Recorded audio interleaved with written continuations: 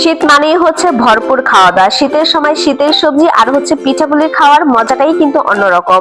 তবে যেহেতু শীত অনেক বেশি তাই কিন্তু সবসময় রান্নাঘরে যাওয়া হয় না, মানে খুব কম, তাই এখনো পিঠা বানানো হয়নি। তবে পিঠা আমি সামনে বানাবো, তখন সেই রেসিপিগুলো আপনাদের সাথে আমি শেয়ার করব।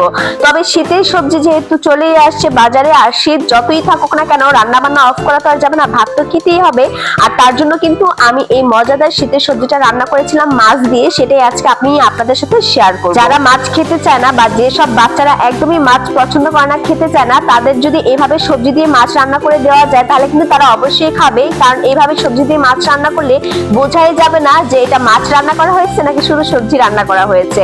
প্রথমে আমি পেঁয়াজ হচ্ছে তেলের সাথে একটু ভেজে এর মধ্যে আমি হচ্ছে আস্ত রসুনটাকে ছেঁচে এটাতে দিয়ে দিয়েছি, যেহেতু সবজি রান্না করব। আর সবজি রান্না করার সময় কিন্তু খেয়াল রাখতে হবে এখানে কিন্তু আদা বাটা একদমই দেওয়া যাবে না, কারণ আদা বাটা দিলে কিন্তু সবজির যে টেস্ট বা মজা সেটা কিন্তু একদমই আসবে না, শুধু রসুন দিতে হবে। আর আমার কাছে রসুন বাটা ছিল না, তাই আমি রসুনকে ছেঁচে তারপর হচ্ছে এটার সাথে দিয়ে দিয়েছি।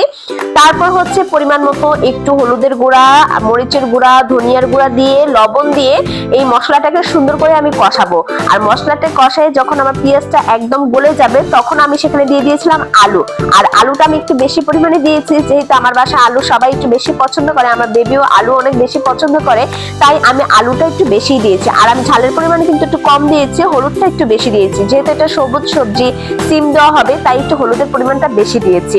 তারপর আমি এখানে ধুয়ে রাখা সবজিগুলো এক এক করে দিয়ে দিব। প্রথমে দিয়েছি হচ্ছে আমি সিম, আর অবশ্যই আলু দিয়ে আমি 10 মিনিট কষিয়ে নিয়েছিলাম, কারণ আলুটা সিদ্ধ হতে একটু সময় লাগবে, তাই সিম ফুলকপি দিয়ে এখন আমি মশলার সাথে ভালো করে কষিয়ে নিব। প্রায় আমি 10 মিনিট এটাকে ভালো করে কষিয়ে নিয়েছি, যাতে মশলাগুলো সুন্দর করে সবজির সাথে মিশে যায়, সবজির ভিতরে ঢুকে যায়। তারপর হচ্ছে এখানে আমি পরিমাণ মতো একটু গরম পানি দিব। এখানে পরিমাণ মতো পানি বলতে বোঝানো হয়েছে আপনারা যতটুকু ঝোল খাবেন সেই পরিমাণই হচ্ছে পানিটা বুঝে দিতে হবে।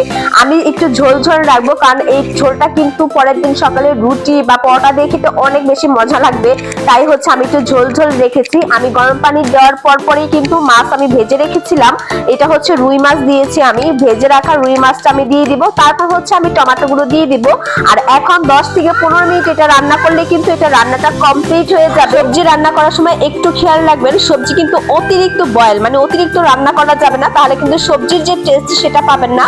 আর রান্না করার সময় কিন্তু অবশ্যই একটু চিনি দিয়ে দিবেন, তাহলে কিন্তু সবজির টেস্টটা আরেকটু বেশি বেড়ে যাবে। সব শেষে আমি কাঁচামরিচ দিয়ে দিব 2-3টা, আর হচ্ছে ধনিয়া পাতা। সবজি রান্না করা হলে কিন্তু অবশ্যই ধনিয়া পাতা দিতে হবে, তাহলে এটা শীতের সবজি হবে, মানে আমার কাছে এটা মনে হয়। কারণ হচ্ছে ধনিয়া পাতার যে একটা ঘ্রাণ, এতে কিন্তু তরকারিটা অনেক বেশি মজা লাগে। যাই হোক, এইভাবে যদি মাছ দিয়ে সবজি রান্না করা হয় তাহলে কিন্তু বাসার সবাই চিটেপুটে খাবে, কারণ এটা অনেক বেশি মজা হয়। আর আমার কাছে তো অনেক বেশি ভালো লাগে, শীতের সময় আমি অবশ্যই এটা রান্না করে খাই। সবাই ভালো থাকবেন, আল্লাহ হাফেজ।